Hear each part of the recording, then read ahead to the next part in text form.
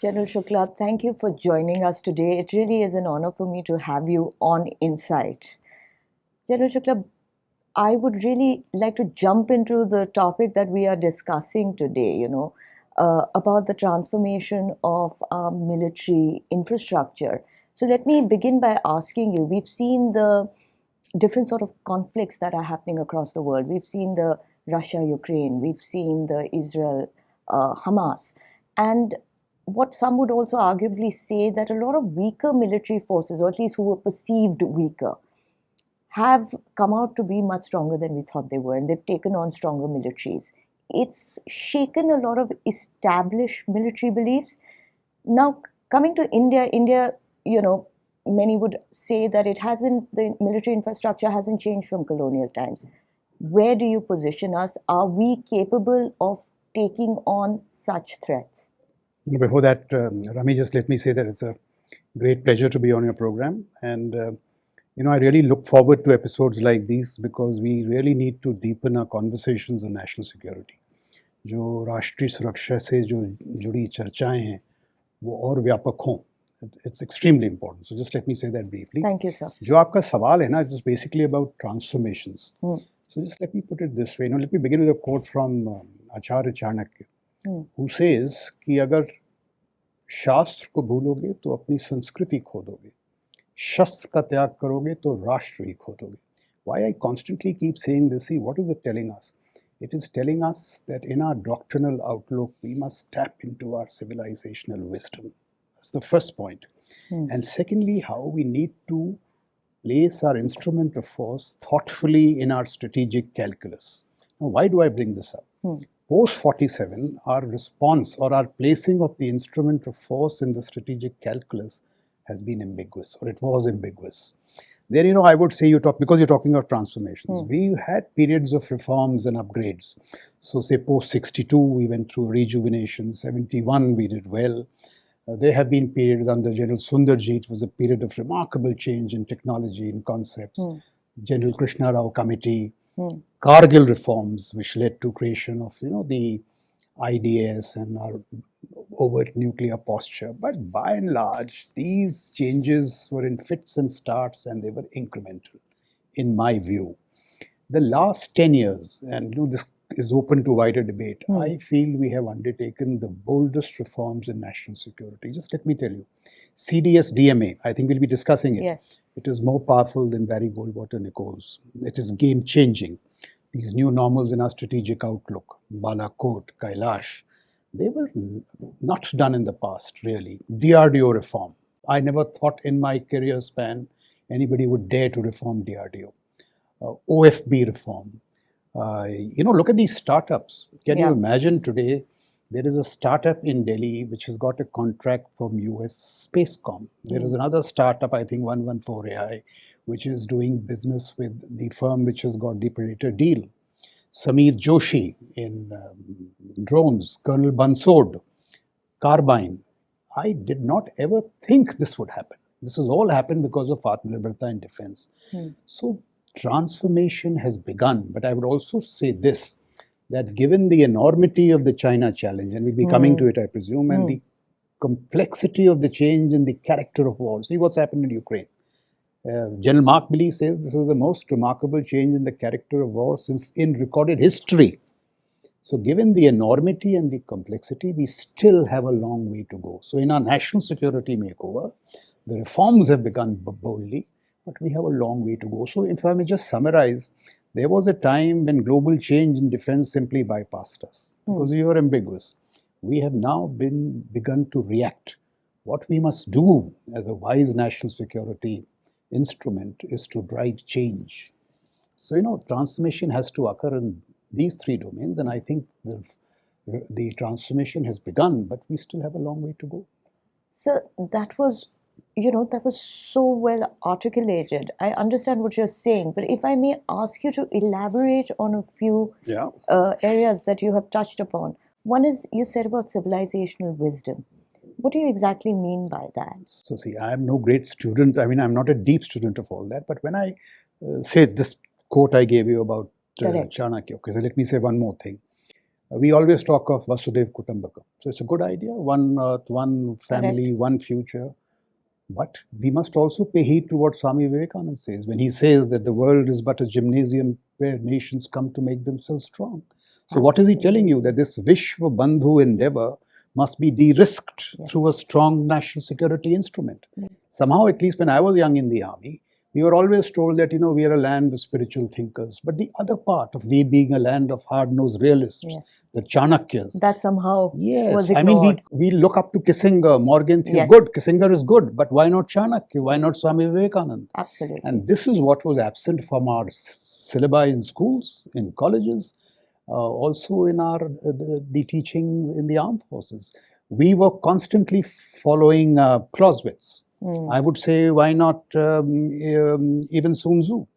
Absolutely. So the Asian wisdom, civilizational wisdom, Guru Tegh Bahadur, who says, Bal hoye, bandhan shoote, sab kuch lage upaay. When strength accrues, shackles snap, every move seems a stratagem. So in that sense, civilized, I'm not talking in the religious sense, but in the broader, there is great wisdom in your texts. You must tap into them. Wonderful, sir. Absolutely. But you also then mentioned CDS and DMA being, great change drivers. You also said in the last 10 years, a lot has happened, which I think is, I think everybody would agree with you. Now, is this a political will? One.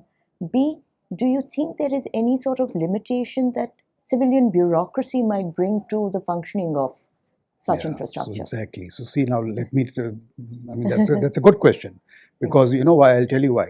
In my view, CDS, DMA has been a seminal reform in our national security. If I make a comparison, in our economic trajectory, what liberalization did, CDS, DMA is to our evolution in the national security. I'll tell you why.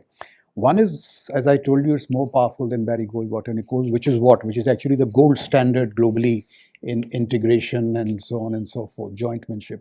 So you please, I mean, anybody who studies it, the CDS is a very powerful principle in the Indian context.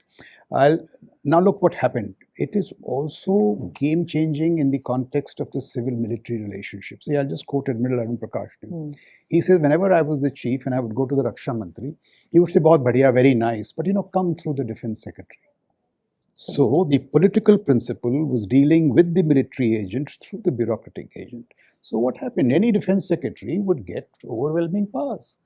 That anomaly has been corrected. Today, the political leadership is dealing directly with the military. And why not? It does not undermine civilian control in any way, but the military agent is as trusted as the bureaucratic agent. But see, I feel it's part of a larger compact. What is the compact? The compact is that, listen, now we trust you. The politician is telling the military, we are getting you into decision making, but we are giving you all the powers. Now bring about change. I'll quote the Prime Minister. You must, your viewers must go to this, his address to the Combined Commanders Conference in 2015, INS Vikramaditya. It's a very thoughtful address. If you ask me, it's virtually national security strategy. There he makes a statement. He says, we've had a lot of military leaders who've been honorable, valorous. We now need thought leaders who can drive change through the national security system. In creating the CDS, he has said that, all right, we are going to give you an empowered CDS, but now you drive change through the national security system. No excuses any longer. DMA, I'll tell you, I was a DGPP, I was in this committee which was looking into when the CDS was being set up. And we were arguing, for 3 to 4 majors to represent the army or 1 colonel in the MOD, and the MOD wouldn't allow that. And here you've been given a full department. So you're not only the CDS, you have got secretary level powers. Which is overwhelming change in the context. And see, I will also say this. For a long time, we curse the politician. We say he didn't understand, and he didn't understand national security. He was behind the change curve. Today, I would argue the politician is ahead of us. The military agent and the civilian agent. He's telling you change, and we are saying, humko aur time chahiye. Theatre commands, this, that, and the other. So that way, we must grant it to the political class that they have, at least in national security, taken some game-changing moves. So you said that there is this, now there is this lesser sort of involvement of bureaucracy. But there's still, in the Ministry of Defense, there'd still be, bureaucratic interaction. Do you feel that it is necessary for them to have some amount of compulsory, maybe military courses, just to understand systems better? Okay. So see, let me put it this way. Huh. Does the Defense Secretary have an important role? Of course. Today, the military-industrial complex is so important. Russia tells us that. Military-industrial complex के जितने धागे हैं सब Defense Secretary के हाथ में हैं. From the defense PSUs to, Atmanirbharta in defense, getting private sector startups. So he's a key player in our setup. But just as he is key, so is the CDS key, so are the theatre commanders key. But see, when you talk of the civil-military relationship, I would just like to give you two quotes, which is so important, which says, that the civil-military relationship lies at the heart of national security. Heart. And why? It says because a vibrant relationship between the civil and military components produces a polity that is alive to the nuances of national security and wise to the uses of military power. Wise. वो पहले था ही नहीं. There was a kind of, allarpan, or what is that word for it? It was juvenile. And now also let's see how sacred this relationship is. I'm quoting to you one of the theorists of civil-military relationships, that is Peter Fever. Look at how wise this is. He says, regardless of how superior the military view of a situation may be, the civilian view trumps it. The civilian is right even when he's wrong. The civilian has a right to be wrong. But who is he? This is the political principle and not the bureaucratic agent. Absolutely. So the political principle has a right to be wrong.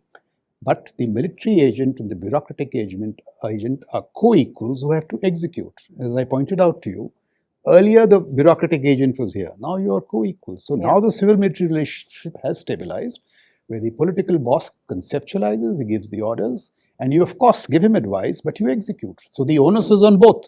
Correct. The defense secretary to make the military-industrial complex vibrant, the CDS to do the other stuff, theatre commands, this, that. And Correct. they are not easy jobs. They're not easy jobs. So the civil-military relationship has, I think, now been corrected, but we should now move towards fusion. And that is how the world is moving. So fusion is what? Fusion is, I think later on in the conversation this might come up, why should the MOD have only civil servants or military officers? Correct. World over, there are domain specialists, Correct. there are international affairs specialists. Say somebody like Raja Mohan or you. Look at AI. AI in Pentagon is being driven not by a civil servant, not by a military officer, but by Craig Martel. Who was Craig Martel? He was doing machine learning for Lyft. Correct. Correct. So the best man for the job. So it has to be cross-pollination and ultimately civil-military fusion. And see, we were talking of civilizational wisdom. Look at us.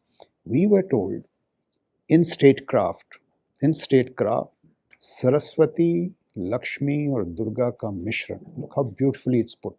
So create centers of learning, universities. These centers of learning will generate wealth, Lakshmi.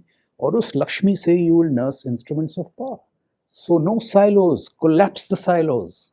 Here we copied these flopping Western models, civil, military, government, private sector. So ultimately all that has to dissolve. And fortunately, unfortunately, who has championed this military-civil fusion? China.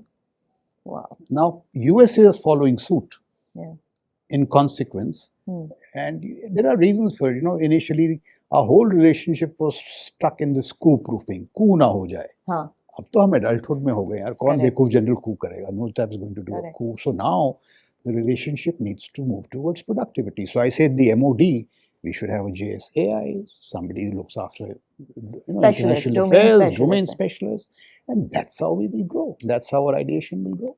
So I'm going to come to that because I'm going to play devil's advocate there. Yeah. But before that, because we've spoken about this sort of civil-military relationship, I want to talk about the infrastructure also. Clearly, the new age of warfare entails every part of the government. Therefore, when we talk about this relationship, we also talk about common infrastructure. How important do you think is civil-military infrastructure that is common to both? For example, highways that can be used as runways, so on and so forth. Absolutely. So look at the Chinese BRI. The Chinese BRI is talking about taking trade to distant corners. Yeah. But in all those ports, when they structure those ports, they make sure that they also allow for military capacities to flow in. So the metrics are common for civil military use. So today I can send 6 ships out. Tomorrow I should be able to send 6 frigates. So that's how it's cleverly done. Look at all technologies. AI, all these technologies, they lie at the cusp of civil military fusion. So AI can be used, you can use AI for drones to cross-pollinate crops. You can use AI for drones to kill people. So all technologies, infrastructure, they have to, have the civil military blend into it. And I think our national logistics grid and all, that is coming up in a very integrated manner. But I agree with you totally. Principally, we still have these civil military silos. They need to dissolve further, not only in terms of HR, but as you said, infrastructure, technologies. Look at a good example is Huawei. Huawei has got, today the Chinese are doing these big projects of facial recognition and all in big cities. PLA teams are embedded into it. So they discover what, say, facial recognition, the applications in the military space, and they come faster along the LAC. It shouldn't surprise us. तो हमारी जो ये सोच है ना, ये civil military separations, these have to go. They have been not only counterproductive, they have been silly in retrospect. So you're an expert on AI, and you've spoken, but you've spoken a lot about it. You have an insider's view on where we stand with AI in the military. And this is where my little devil's advocate question comes in, So there was a time when we were using military knowledge, and then it was moving towards it being used in the civilian arena. Now we see, like you said, civilian domain experts, tech experts coming into the military arena. How safe is this? The architecture that you have for, let's say, an AI, product. How can we ensure that there isn't any, embedding of something that might go against us? So see, firstly, I don't think we can prevent it. So we must first take care of that, and then we'll also talk of the safety bit. Because today strategic military competition is being expressed through the medium of technology. I'll give you 2 examples from Ukraine, and then we'll come to AI. In the aftermath of February 22, the Russians, they launched these massive space cyber attacks. So they very nearly succeeded in disrupting 80% of space-enabled, shall we say, stuff which was being beamed into Ukraine, space. Cyber, they virtually paralyzed the Ukrainian cyberspace system. So what happened now? Who came to the rescue of the Ukrainians in space? It was not Lockheed Martin, it was not Boeing, it was not NASA, it was Elon Musk. Starlinks. So this is not only technology, but technological innovation. So Musk is ahead of NASA, Musk is ahead of Boeing and Lockheed. That is the first thing. And what does he do? He provides Starlink terminals. Zelensky uses them to communicate with global councils, US Congress, British Parliament, European Union. He uses them for troop morale, street resolve, also for artillery targeting. Crude drones that the Ukrainians had, they used them to target the sophisticated Russian fleet in Sevastopol, made it move out of Sevastopol, allowed the grain corridor to flow. And in a very interesting anecdote, one day Musk just switches off that Starlinks. So Zelensky gets across to him and says, Ron, put it on. I have to use it to target. He says, I'm not doing it. The Russians are escalating. I wonder, is Musk CEO of SpaceX or is he National Security Advisor? When Biden gets to know of this, he says, why is Musk giving us this? The Americans, in consequence, have now, they have gone in for a project called Star Shields, which is actually the military equivalent of Starlinks. This is how technology is moving. Cyber, the Ukrainians were forced to migrate to cloud, enabled by Microsoft and Amazon in 14 days. What's going to happen to our DPI? We are so strongly invested in data, we know what the Chinese can do. So look at what technology is doing. Now, similarly, AI. I mean, AI, look, it's going to be game-changing in my view. And very quickly, if I can just tell you, before the Industrial Revolution, human progress came in these small troughs and crests. Industrial Revolution, I'm told, the lot of humankind improved by 75% because you overcame the limitations of your hands and your legs. AI is going to help you overcome the limitations of your mind. Carbon intelligence. And see what people are saying. Some of this data is just mind-boggling. Look at the intellectual horsepower of AI. They say Einstein's IQ was 160. ChatGPT 4 was 155. ChatGPT 6, Mustafa Suleiman tells us 2 years from now, is going to be 1550. almost all the experts are, unified in the view that AI will be 1 billion times smarter than the human mind. The only difference is on the timeline, 2045, 2035 or something like that. This is what AI is going to do across domains. It's going to create a new set Yeah. of strategic haves and have-nots. Yeah. In the military, it's already doing it. But the issue that you raised, the problem is not AI. Because AI is doing what? It is doing how you train the data sets on the large language models. So the AI is in the human prompt. As I said, you can have those drones to cross-pollinate. You can have the can drones use to them. kill. But there is more money in killing. There is more money in profit, more money in greed. So that's the way the AI stuff is going. But why AI is actually now becoming dangerous? There's a lovely article, and I pulled this out from the article in The Economist. If your viewers haven't read it, they must. What AI is now doing, that AI is now sorting data at superhuman speeds. So it is shrinking decision cycles. It is reducing the margin of error. Correct. When they said the human was in the loop, now the human sits on the loop, which means he can oversee, but it is so fast that he can't intervene. And people are saying, I think I'll quote Shashank Joshi there. He says, that AI is going to make the oracular judgments and there will be no human scrutiny. Now, this is the danger. What do? The only way possible is protocols, regimes. We have to structure in. But there is no doubt that AI is a grim challenge. It is already changing warfare. Helsing and 250 odd companies have done wonders in Ukraine. Look at our context. Here is where we really need to sit up and wake up. China has got 238 large language models. We have nil, zero. Data, compute, algorithms, we have to invest greatly. And why is that so? I mean, late realization, our ideation always lags. And that is a surprising thing. We have 23 IITs, and many of the wizards of those IITs are sitting abroad. So that ideation, and this is surprising. I mean, you raise a very good question. Somebody said, closed society, open minds. China, open society, closed minds. We have to be honest. And that is why we lag in these technologies. And see, what should be more worrying? Every time you say, China is going to collapse and this is what's going to happen, China surprises you. Just last week, a study came out. Firstly, you just see the Australian cracker of technologies. 37 out of 44 technologies. Who leads? Not US, China. Though US is still ahead in advanced AI. So that and US is a comeback power. It may come back, but it tells you where China is going. Last week, there was a study released about high impact research papers in aircraft engines and hypersonics, which is the future. 50% of those papers are coming from China. 50%. So you have to acknowledge that China is a huge threat in all these areas. And since you brought it up, if you look at the Indian military, we have three challenges. One is territorial combat, LAC stuff. One is strategic deterrence. And the third is power projection. We are pretty okay in the first domain. But the second and third are the big challenges. So if you are honest, and if you really want to, get into the game, we have to pick up speed and scale in the latter two: strategic deterrence and power projection.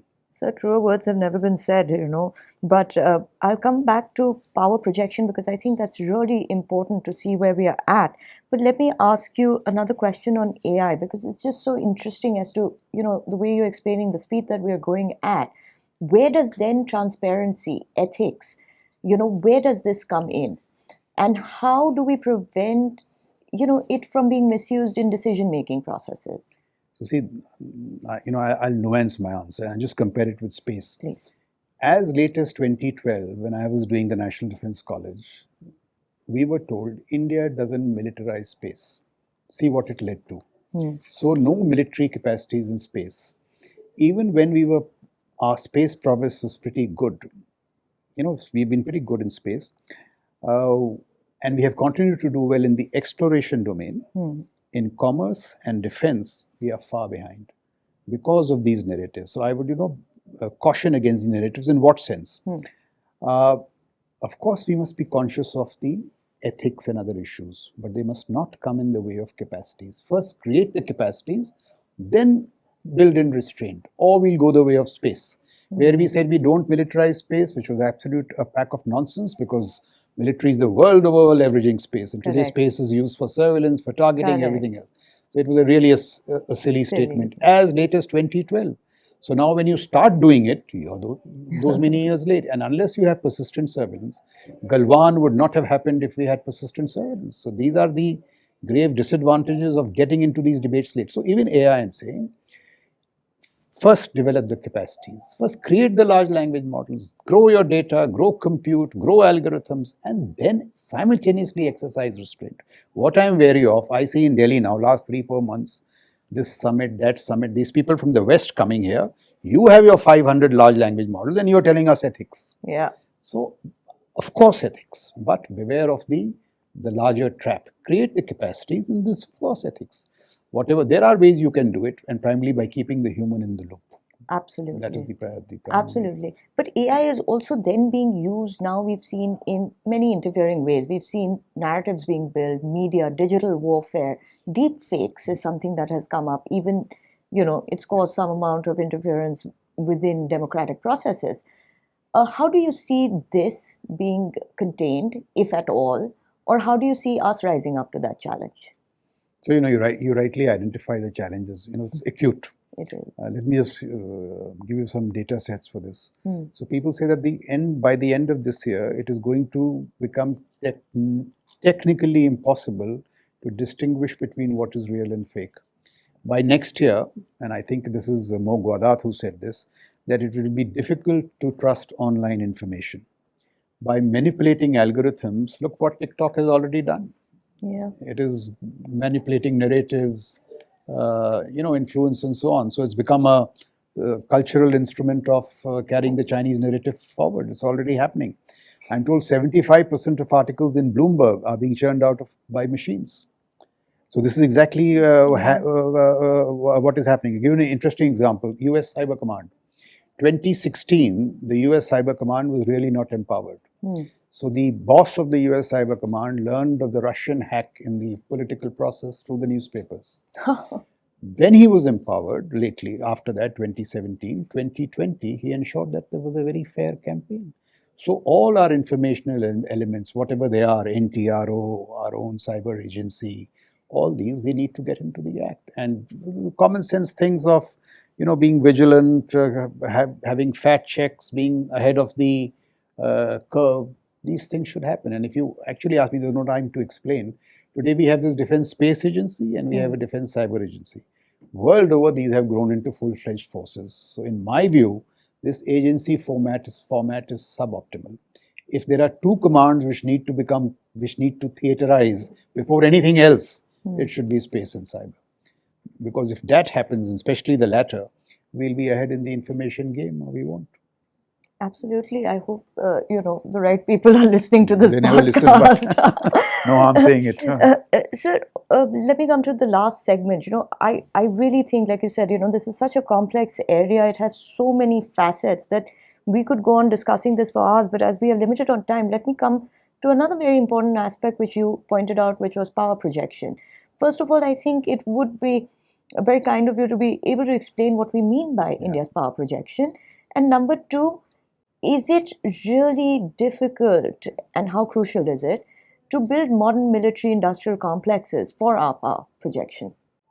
So, power projection conceptually, there's a nice Urdu couplet which says, zulum wo karte hain, sharmaye hum jate hain. So the first point is that we should stop viewing power projection as something bad. Hamare usme, this business of कि we don't, कि we are, हम तो गांधी के वो हैं. Correct. We have to get out of our defensive crouch. And now we need to understand the logic. The logic is simple, strategic logic, that if you don't meet threats at a considerable distance away from you, they will come to your doorstep. Look at the logic of ANC. Andaman Nicobar Command, the logic was that you should be able to project power across the Malacca and not power to jackboot around the world, but create sophisticated, technologically enabled instruments which you can use to intervene in the national interest when the need so arises. But it has somehow come to mean this, कि हम बाहर नहीं जाते, all that, so, which is actually we don't conquer. Yeah, so once we get over that kind of stuff, there is a lot to do. And let me now tell you in our context. Look at how the Chinese today are stuck in the first island chain. It's not merely about Taiwan. The larger issue is, look at what the Americans have done. South Korea, Okinawa and all, Japanese, Philippines, and there. They don't want the Chinese Navy to get out of the first island chain. Taiwan is one part of it, but the larger design is this. And the Chinese are saying, get out, we'll push you to your corner of the Pacific, and then get into the second island chain and all. They have a 400 ship navy, 6 aircraft carriers. They're not going to patrol the coasts of China. Yeah. They're going to come out. Yeah. We must use this time, and the Americans are not letting them come out, to grow our capacities and project them across Malacca. 10 years from now, it will be too late. If they break free of the first and second island chain, they will be in the IOR. Their presence in the IOR, I'm told, is already 70 days. With Gwadar and all coming up, it's going to be more. I think Captain Bansal reviewed the book recently. It's going to be more. So the power, not only should we do power projection, we should do it fast. Time is running out. Correct. And now we need to invest in issues of power projection, things like long-range stealth, missilery, blue water navy. I'm from the army, but I'm telling you, the time has now come to stop just reinforcing the LAC, but to make a turn to the seas. Or we are in for a strategic squeeze, both from the land and sea. So there are very strong, rational, strategic drivers to invest in power projection. Absolutely, sir. But also, can you tell me, how difficult or crucial is it to have these sort of military-industrial complexes? So you see, military-industrial complex, look at Russia. Today, if Russia is winning, it is because it has the more resilient military-industrial complex. So Atmanirbharta in defense actually is nothing but a military-industrial complex, which we are now saying should be indigenous, but it should also have, innovation, energy, enterprise, which will come from private sector and startups. So my view is that private sector and startups must energize this next phase of Atmanirbharta in defense. But just tell me how critical this military is going, with a few examples. So just, I think, 4 months back, Advika is a town in Ukraine, which the Ukrainians surrendered. I'm quoting to you William Burns, the CIA director. Before a decision was taken to surrender, they carried out an operational audit of 2 Ukrainian infantry brigades. एक के पास 25 artillery round बचे थे, दूसरे के पास 42 motor rounds. And this is the mighty Western America, which couldn't produce artillery and mortar rounds. So has Ukraine lost, or has it been abandoned? This is the salience of the military-industrial complex. If you neglect it, see what happens. Even to America, just money doesn't work. It takes time. Now the Americans have decided to step up artillery munitions, and they placed orders all over to their companies, European companies. Yet, they will be able to produce 1.5 million rounds per month only by the end of 2025. What are the Russians producing today? 5 million rounds today. 5 million rounds today, 1.5 million rounds. Incredible. So are we surprised who's winning? One more example I'll give you. In Taiwan, prospectively, the Americans don't have 7 days of missiles and precision munitions to fight. Who is sensing all these weaknesses? Z. Therefore, the aggression in Taiwan in the first island change. Just one last example. See how it is connected with the larger industrial capacities. 2004, China's industrial capacities, manufacturing capacities, value added, were half of that of America. Today, they are double. And now that they are double, the Chinese military-industrial complex, on American admission, is 5 to 6 times more efficient. So that is the direction that Atmanirbharta in defense has to travel. So, sir, at this point, where is India positioned to take on any military challenges from China? So, see, I think gray zone, this LAC stuff is fine. But when it comes to high-intensity combat, we must review our stockpiles, our inventories, and all the things that I pointed out, their transition to digital combat. So, see, China is a strategic military challenge. I'll just put it in 2 short sentences. There are 2 narratives. One is that, it's all social media fluff. They are corrupt, very well. 2 defense ministers have been sacked. 3 rocket force generals, Air Force general has been sacked. If they are corrupt, very good news. But there is also that other dimension where they are, they've got a very powerful rocket force. They have got the best instrument of AI enablement, the information support system. So they are pretty formidable. Digital combat, strategic deterrence. So I think a wise military must focus on the latter aspect. That if there are these capacities, we need to transform at speed and scale. At speed and scale. And I'll go back to that 2015 address. Do read it. That is what the Prime Minister has been telling us, that wake up. We have to do a lot. many of us also realize it, but the challenges are so grim. It needs cultural transitions, structural corrections. You need to revisit your DPP. I'll give you one example. This whole business of, L1. I call it the tyranny of L1. It is absolutely, a silly way. If you are a defense entrepreneur and I say, आप ammunition बनाइए, 6 साल बनाइए, फिर देखेंगे. अगर आप L1 होंगी तो आपको देंगे. I mean, who's going to do it? What does the West do? They encourage national champions, firm demand signaling. Now, these are all cultural changes in our context, which will be going to be very difficult. But if we don't do it, and look at the bigger game today, the 20 leading defense majors, 7 are Chinese. So unless we step up our game in culturally, conceptually, India has to grow into this defense powerhouse. Unfortunately, China is our neighbor. If China was tucked away somewhere in Latin America, we could have had a ball. But China is right, right across. So I will come to my last 2 questions because we're running out of time. But I cannot end this conversation without understanding more about drones. We've spoken about these kind of industrial complexes, so on and so forth, AI, but drone manufacturing also, the kind of, it's now become inexpensive. They're making it out of commercial parts. You can find out how to make it online. This is going to be a menace by all standards. How do we rise up to this challenge? Absolutely. So warfare, I think, is in the midst of its drone moment. The drones or dronery has challenged the military mind. It has challenged military hubris. The armored corps, artillery gunners like me never thought that drones will knock out tanks. They will knock out guns. And they have really done it. And 2 countries which have shown on the way surprisingly are Turkey and Iran. Iran was a country under sanctions. Look at its Shahzad drones. Low-cost drones, the ones you're talking of.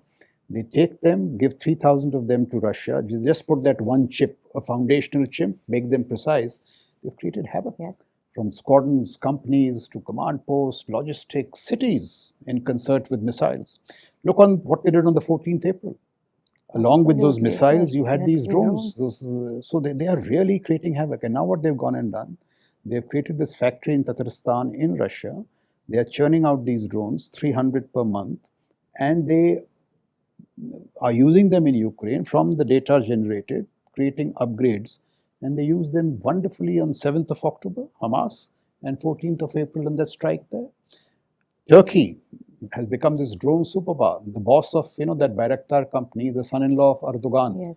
But whatever, he was doing a PhD, I'm told, in US on unmanned systems 10 years back. And from there he takes that dream, converts it into this great strategic military capability, and Turkey today is a drone superpower, rewriting the politics of Eurasia. And what they have done in particular, they have leveraged 2 things. One is the power of asymmetry, what you were saying, and the magic of precision. So I'll just give you 2 examples.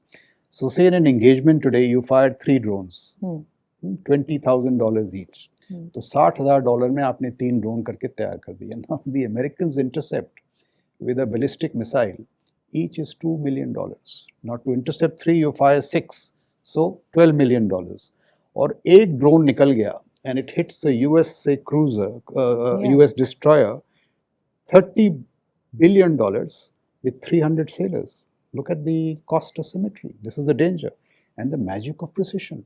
आपने हर उसमें एक chip डाल दिया, थोड़ा enablement ये, and they are as precise as anything else. So drones are challenging piloted combat aircraft. Most fleets are getting hybrid. Today in the first Highland chain, when the CNC IPCOM Paparo talks of reacting to the Chinese hellscape, they're all unmanned systems. So drones have really revolutionized the way wars are being fought. In our case, we have done a lot of good stuff, but now they need to place orders and grow. I think 2 things we need. One is a massive upgrade in our AD. Look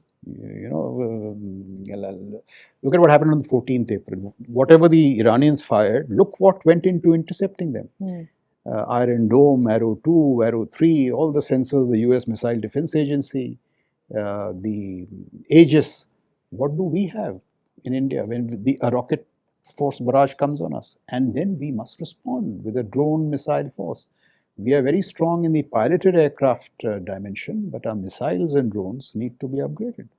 So, I mean, drone is seminal not only to way wars are being fought globally, But a big challenge for us because the Chinese are another superpower in drones.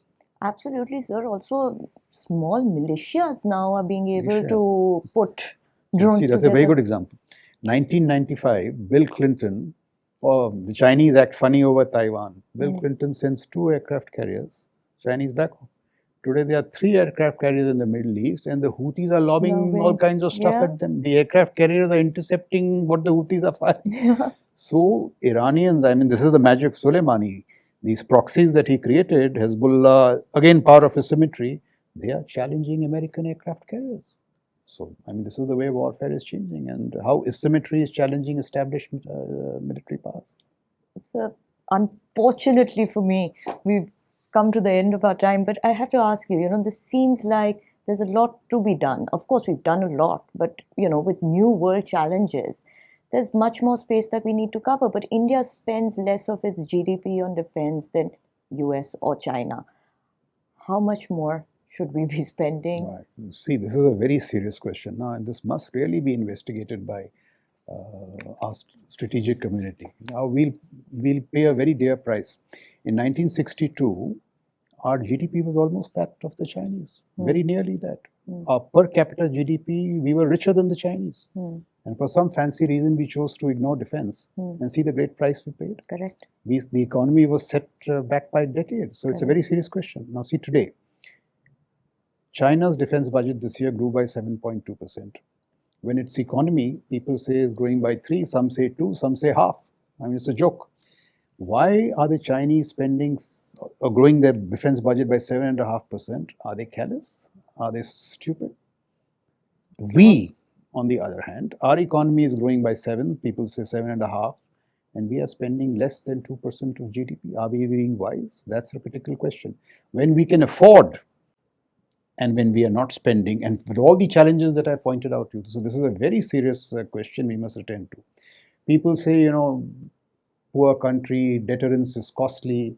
I say deterrence is costly, but wars are costlier. Absolutely. Ask the Ukrainians. Absolutely. So it is an extremely serious question. And the tragedy, Rami, is that all these issues that I have listed are not investigated in any great detail in India. We have such a strong, or I presume we have a very strong set of intellectuals in the national security space. All these issues need to be investigated, debated. Else, we may come to grief, and that's the point I would like to make. Absolutely, sir. Thank you very much for being here with us. And maybe the next segment that we do with you can be on just defense spending, because I think these areas are so important to, look at it finely. There are so many areas that are yet uncovered. Like you said, our intellectual scholarship is not looking at it enough. See, I say national security is far more complex and complicated than economics and all. Absolutely. Economics में 1% inflation बढ़ता है, 10 article आ जाते हैं. Correct. यहाँ कुछ नहीं होता है. Correct. So we are very stoic towards national security for some strange reason. We should really deepen I think that time has come to a pass, sir. I don't think we have. And thank you, therefore, for calling me and for this conversation. Not at all. I don't think we have the time to be stoic any longer. But thank you so much, sir, for being here. It was a pleasure having you, and we'll hopefully see you very soon again. Thank you. Thanks a lot, Rami, for having me. Thank you.